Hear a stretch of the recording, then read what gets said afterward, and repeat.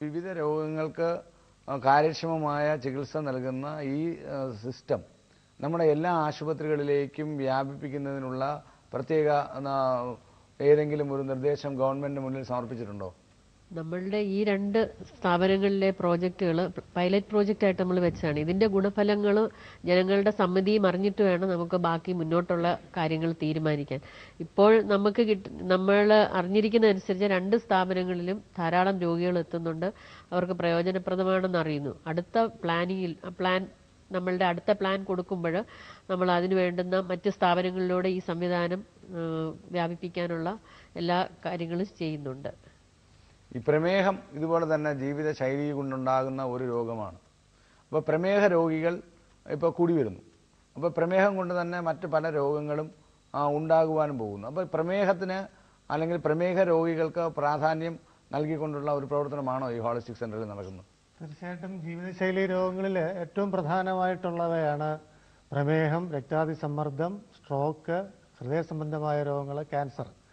ഇതിൽ ഞാൻ നേരത്തെ പറഞ്ഞത് ഈ വരാതിരിക്കുവാനുള്ള ജീവിതശൈലി രോഗങ്ങൾ പിടിപെടാതിരിക്കുവാനാണ് ഈ സെൻ്ററിൽ ഏറ്റവും കൂടുതൽ നമ്മൾ മുൻതൂക്കം കൊടുക്കുന്നതെങ്കിലും ജീവിതശൈലി രോഗങ്ങളുള്ള ആളുകൾ അവിടെ വരികയാണെങ്കിൽ അവർക്ക് ചികിത്സയും നൽകുന്നു. ആ ചികിത്സയ്ക്ക് ഹോമിയോപ്പതി മരുന്ന് മാത്രമാണ് ഉപയോഗിക്കുന്നത്. ഒരു പ്രമേഹ രോഗിയാണ് അവിടെ വരുന്നതെങ്കിൽ അദ്ദേഹത്തെ ഹോമിയോപ്പതി ചികിത്സാ സമ്പ്രദായം അനുസരിച്ച് അദ്ദേഹത്തിൻ്റെ സമഗ്രമായ രോഗലക്ഷണങ്ങളെ വിലയിരുത്തി അദ്ദേഹത്തിന് വേണ്ടുന്ന ഒരു കോൺസ്റ്റിറ്റ്യൂഷണൽ മെഡിസിൻ എന്ന് പറയും. നമ്മുടെ ഹോമിയോപ്പതി ചികിത്സാ സമ്പ്രദായം അനുസരിച്ച് ആ വ്യക്തിക്ക് മാത്രമായി കൊടുക്കാൻ പറ്റുന്ന ഒരു മരുന്ന് കണ്ടുപിടിക്കുകയും ആ മരുന്ന് അദ്ദേഹത്തിന് ഉപയോഗിക്കാൻ കൊടുക്കുകയും അതിനോടനുബന്ധിച്ച് തന്നെ ഈ പറയുന്ന മറ്റ് ചികിത്സാ സമ്പ്രദായങ്ങളുടെ നാച്ചുറോപ്പതി രീതി അനുസരിച്ചുള്ള ആഹാരം, അതനുസരിച്ചുള്ള രീതി, യോഗ ആൻഡ് മെഡിറ്റേഷൻ ഇതെല്ലാം കൊടുക്കുന്നു. പിന്നെ പ്രമേഹ രോഗി ഒരു പരിധി കടന്ന് അദ്ദേഹം ഇൻസുലിൻ ഡിപ്പെൻഡൻ്റ് ആണെങ്കിൽ, അദ്ദേഹത്തിന് ഇൻസുലിൻ ഡിപ്പെൻഡൻസി ഉണ്ട് എങ്കിൽ അങ്ങനെയുള്ള രോഗികളിൽ മറ്റ് മരുന്നുകൾ ഉപയോഗിച്ചാലേ നിയന്ത്രിക്കാൻ പറ്റുള്ളൂ എന്നുള്ള രോഗികളിൽ ആ മരുന്നുകൾ ഉപയോഗിച്ചുകൊണ്ട് തന്നെ അവരുടെ പ്രമേഹത്തിൻ്റെ രക്തത്തിലെ ഗ്ലൂക്കോസിൻ്റെ അളവ് കുറച്ച് നിർത്തുന്നതിലേക്കായിട്ട് ആയുർവേദവും നേച്ചുറോപ്പതിയും യോഗ ആൻഡ് മെഡിറ്റേഷനും പരിശീലിപ്പിച്ചു കൊടുക്കുമ്പോൾ തീർച്ചയായിട്ടും മറ്റ് മരുന്നുകളുടെ ഉപയോഗം കുറയ്ക്കാനും സാധിക്കും.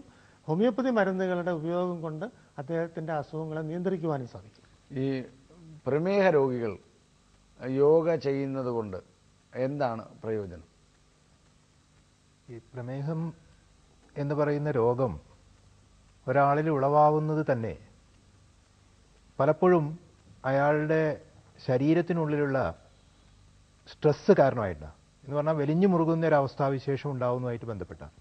എല്ലാ ജീവിതശൈലി രോഗങ്ങളുടെയും അതിൻ്റെ ആദിയിൽ നിന്ന് ഉടലെടുക്കുന്നത് എന്നുള്ള രീതിയിൽ നമ്മൾ പരിശോധിക്കുകയാണെങ്കിൽ മനസ്സിലുണ്ടാവുന്ന വലിഞ്ഞു മുറുകൽ അവസ്ഥയിൽ എപ്പോഴും നമുക്ക് ആദ്യം അനുഭവപ്പെടുന്ന ഒരു കാര്യം എന്ന് പറഞ്ഞാൽ ശരീരം ചൂടാവുക, വിറയൽ അനുഭവപ്പെടുക, ഈ രോമകൂപങ്ങൾ എടുത്തു നിൽക്കുക എന്നൊക്കെ തുടങ്ങിയ ഒരു സ്ട്രെസ്സിന് അനുബന്ധമായിട്ട് ശരീരത്തിൽ ഉളവാകുന്ന കാര്യങ്ങൾ, അതൊരു പ്രത്യേക പ്രതിഭാസം ശരീരത്തിൽ ഉടലെടുക്കുക. അതോടൊപ്പം തന്നെ ശരീരത്തിൽ ഉള്ള ഈ പഞ്ചസാര ബ്ലഡിലേക്ക് കലരുകയും അത് ഇമ്മീഡിയറ്റ് ആയിട്ട് എനർജി ഉണ്ടാവാൻ വേണ്ടിയിട്ടാണ്. അപ്പോൾ ആ എനർജിക്ക് വേണ്ടി കൂടുതലായിട്ട് ബ്ലഡിലേക്ക് പഞ്ചസാര വരുന്നൊരു അവസ്ഥ നിലനിൽക്കുകയും ചെയ്യും. അപ്പോൾ ഈ സ്ട്രെസ്സ് സാധാരണഗതിയിൽ കുറച്ച് സമയം കൊടുക്കുകയാണെങ്കിൽ, ഒരു 3 മിനിറ്റ് സമയം മിനിമം, അത്രയും സമയം വേണം. ആ 3 മിനിറ്റ് സമയം എടുക്കുകയാണെങ്കിൽ സാധാരണഗതിയിൽ ഇതെല്ലാം നോർമലാവും. രക്തത്തിലെ പഞ്ചസാരയുടെ അളവ് നോർമലാവും, വലിഞ്ഞു മുറുകുന്ന അവസ്ഥ എന്ന് പറഞ്ഞാൽ BP കൂടുതലാവുന്നത് നോർമലാവും, എല്ലാ കാര്യങ്ങളും നോർമലാവും. എന്നാൽ അതിനുള്ള സമയം നമ്മുടെ മനുഷ്യർക്ക് ലഭിക്കുന്നില്ല. അങ്ങനെ വരുമ്പം ഷുഗർ ഇതിൽ വളരെ കൂടുതലായിട്ട് നിലനിൽക്കുക ചെയ്യുന്നത്. പഞ്ചസാരയുടെ അളവ് രക്തത്തിൽ കൂടുതലാവുന്ന ഒരു അവസ്ഥാവിശേഷം സ്ഥിരമായി നിലനിൽക്കുന്ന ഒരു അവസ്ഥ വരും.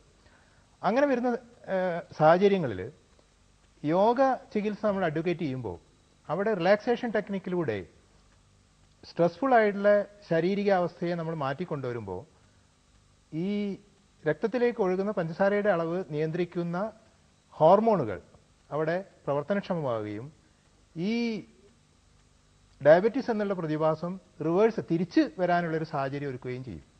അത് റിലാക്സേഷൻ എന്ന് പറഞ്ഞാൽ മാനസികമായിട്ടുള്ള ലെവലിൽ നിന്ന് തൊട്ടിട്ട് തുടങ്ങും. അതിനെ സൈക്കോ ന്യൂറോ ഹ്യൂമറൽ മെക്കാനിസം എന്ന് പറയും.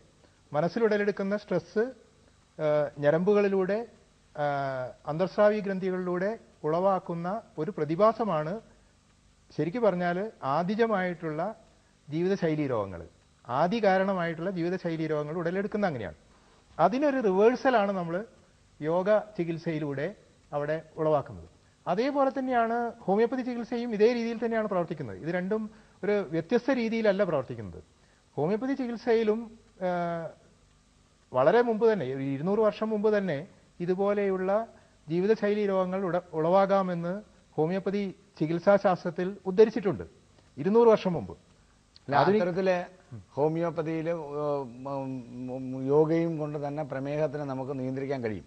എന്നാൽ ഈ പ്രമേഹ രോഗികൾക്കായി പ്രത്യേകമായ ഭക്ഷണക്രമം, അതുപോലെ തന്നെ പ്രകൃതി ചികിത്സാ രീതികളുണ്ട്. എന്താണ് പ്രമേഹ രോഗികൾക്കായുള്ള പ്രത്യേക ഭക്ഷണക്രമവും പ്രകൃതി ചികിത്സാ രീതികളും? പ്രമേഹ രോഗികൾക്ക് കൂടുതലായിട്ടും അന്നജം കുറവുള്ള ഭക്ഷണമാണ് നമ്മൾ നിർദ്ദേശിക്കുന്നത്. അതായത് അരിയാഹാരങ്ങൾ കുറയ്ക്കുക, പകരം ഒരു നേരം ഗോതമ്പ് കൊണ്ടുള്ള ആഹാരങ്ങളോ മുത്താറി കൊണ്ടുള്ള ആഹാരങ്ങളോ കഴിക്കാം. അതുപോലെ ഫൈബർ റിച്ച് ആയിട്ടുള്ള ഫുഡ് കൂടുതൽ കഴിക്കാം. പിന്നെ വൈറ്റമിൻസ് ആൻഡ് മിനറൽസിന്റെ എന്തെങ്കിലും അഭാവം അവരിലുണ്ടെങ്കിൽ അതിനനുസരിച്ചുള്ള ഡയറ്റ് നമുക്ക് പറഞ്ഞു കൊടുക്കാം. അതായത് പേരയ്ക്ക, പപ്പായ ഒക്കെ ഇടവേളകളിൽ കഴിക്കാൻ പറയാം. വെള്ളം കുടിക്കുന്നതിന്റെ പ്രാധാന്യം പറഞ്ഞു കൊടുക്കാം. എന്താണ് വെള്ളം കുടിക്കുന്നതിന്റെ പ്രാധാന്യം? വെള്ളം ക്ലൻസറാണ്. നമ്മുടെ എക്സ്ക്രീഷൻസ് കൂടുതൽ സുഗമമായിട്ട് പുറത്തു പോകാൻ ഏറ്റവും സഹായിക്കുന്നത് വെള്ളമാണ്. വെള്ളത്തിന്റെ മീഡിയത്തിൽ കൂടെയാണ് ഇതെപ്പോഴും പുറത്തു പോകുന്നത്. സാധാരണഗതിയിൽ ഒരു ദിവസം ഒരാൾ എത്ര വെള്ളം ആണ് കുടിക്കേണ്ടത്? 5 to 6 ഗ്ലാസസ് എന്തായാലും കുടിക്കണം. ഏറ്റവും കുറഞ്ഞത്. പ്രമേഹ രോഗികൾക്കായ പ്രത്യേക യോഗ രീതികളുണ്ടോ? തീർച്ചയായും. പ്രമേഹം രോഗികൾക്ക് നമ്മൾ അതിന്റെ സ്റ്റേജ് നോക്കിയിട്ട് കൊടുക്കാൻ പറ്റാവുന്ന ഏറ്റവും നല്ല ആസനങ്ങൾ അർദ്ധ മത്സ്യേന്ദ്രാസനമുണ്ട്, അർദ്ധ ചക്രാസനം, വക്രാസനം, പശ്ചിമോത്താനാസനം, അങ്ങനെ ആസനങ്ങൾ. ഇതാണ് മെയിനായിട്ട് നമ്മൾ സ്പെസിഫിക് ആയിട്ട് കൊടുക്കുന്ന ആസനങ്ങൾ. പിന്നെ നേരത്തെ സൂചിപ്പിച്ചതുപോലെ രോഗിയുടെ അവസ്ഥ നോക്കിയിട്ട്, ശാരീരിക അവസ്ഥ നോക്കിയിട്ട് എത്രയാണ് നമ്മൾ അതിന്റെ സ്ക്രീനിങ് കഴിഞ്ഞിട്ട് എത്രയാണ് എന്നുള്ളതിനനുസരിച്ച് യോഗയും ഭക്ഷണ രീതികളൂടെ രണ്ടും കൂടെ കമ്പൈൻ ചെയ്തിട്ടാണ് സാധാരണ അവിടെ ചികിത്സ പോകുന്നത്. ഇപ്പം തന്നെ ഈ 4 മാസത്തിനിടയിൽ തന്നെ ഏകദേശം 881 പേര് ഡയബറ്റീസിന്റെ ചികിത്സ കൊടുക്കാൻ സാധിക്കും. അവർക്ക് നല്ല റിസൾട്ട് 1.5 മാസം കൊണ്ട് തന്നെ അവരുടെ സ്ക്രീനിങ്ങിന് ശേഷം നല്ല റിസൾട്ട് നമുക്ക് കാണപ്പെടുകയും ചെയ്യുന്നു. ഈ യോഗയോടൊപ്പവും നാച്ചുറോപ്പതിയോടൊപ്പവും പ്രമേഹ രോഗികൾക്കായി ആയുർവേദ ചികിത്സാവിധി എന്താണ് ഈ ഹോളിസ്റ്റിക് സെന്ററിൽ നൽകുന്നത്? അന്നജങ്ങളായ കാർബോഹൈഡ്രേറ്റ് കൂടുതലടങ്ങിയ ഭക്ഷണം ഒഴിവാക്കാൻ പറയുന്നുണ്ട്. ഈ ജീവിതശൈലി ആയുർവേദ മരുന്നുകളോ അങ്ങനെ പ്രത്യേക രീതികൾ? മരുന്നുകളല്ല, ആയുർവേദ മരുന്ന്. ഇപ്പം നെല്ലിക്കയും മഞ്ഞളും അടങ്ങിയ മിശ്രണം രാവിലെ കഴിക്കുന്നത് ഇതായിട്ട് പറയുന്നുണ്ട്. പിന്നെ ബാർലിയും ഗോതമ്പും കൂടുതൽ, നമ്മൾ മലയാളികൾ 2 നേരം അരിയാഹാരം കഴിക്കുന്നവർ, അത് ഒഴിവാക്കിയിട്ട് ബാർലിയും ഗോതമ്പും കൂടുതൽ കഴിക്കാൻ പറയുന്നുണ്ട്. പിന്നെ ആയുർവേദത്തിന്റെ ചികിത്സാ തത്വം എന്ന് പറയുന്നത് നിദാന പരിവർജനം എന്നാണല്ലോ. നിദാനം എന്ന് പറഞ്ഞാൽ അതിന്റെ കാരണം ഒഴിവാക്കുക. ഏത് ഇതിന്റെ രോഗമാണെങ്കിലും അതിന്റെ കാരണം ഒഴിവാക്കുക എന്നുള്ളതാണ് ആദ്യത്തെ ചികിത്സാപടി. അതാണ് ഈ ജീവിതശൈലി രോഗങ്ങളുടെ കാരണം എന്ന് പറയുന്നത് തെറ്റായ ജീവിതശൈലി. അത് തിരുത്തുകയാണ് ചെയ്യുന്നത്. പ്രമേഹ രോഗികളുടെ എണ്ണം ഇപ്പോൾ കൂടി വരുന്നതിനുള്ള കാരണങ്ങൾ എന്താണ്? നമ്മുടെ ആഹാര രീതികൾ, പിന്നെ സ്ട്രെസ്. നമ്മുടെ സൊസൈറ്റിയിൽ ഇന്ന് ഏറ്റവും കൂടുതൽ കാണുന്ന ഒരു സ്ട്രെസ്, അത് ചെറുപ്രായത്തിൽ കുട്ടികൾ തുടങ്ങി വലിയവരിൽ വരെ പല കാരണം കൊണ്ട് സ്ട്രെസ് കൂടുതൽ വരുന്നുണ്ട്. അപ്പോൾ ആ സ്ട്രെസ് നമ്മുടെ ഹോർമോൺ ലെവലിനെയൊക്കെ ഇംബാലൻസ് ചെയ്യുകയും അങ്ങനെ നമ്മൾ രോഗികളാവുകയും ചെയ്യുന്നുണ്ട്. പിന്നെ ഭക്ഷണത്തിൽ നമുക്കറിയാവുന്നത്തെ എല്ലാം ഫാസ്റ്റ് ഫുഡ് സംസ്കാരം, ഇതൊക്കെ നമ്മുടെ പിന്നെ ഭക്ഷണത്തിലെ കീടനാശിനികളും രാസവസ്തുക്കളൊക്കെ നമ്മുടെ ഇൻസുലിൻ പ്രൊഡക്ഷനെയൊക്കെ വളരെ എതിരായിട്ട് ബാധിക്കുന്നുണ്ട്. ഇതൊക്കെയാണ് ഇന്ന് ഏറ്റവും കൂടുതൽ പ്രമേഹ രോഗികൾ കൂടുന്നതിനായിട്ട് കാരണം. പിന്നെ അതുപോലെ വ്യായാമം ഇല്ലായ്മ, അമിതവണ്ണം, ഇതൊക്കെ പ്രമേഹം ഇൻഡ്യൂസ് ചെയ്യുന്ന ഘടകങ്ങളാണ്.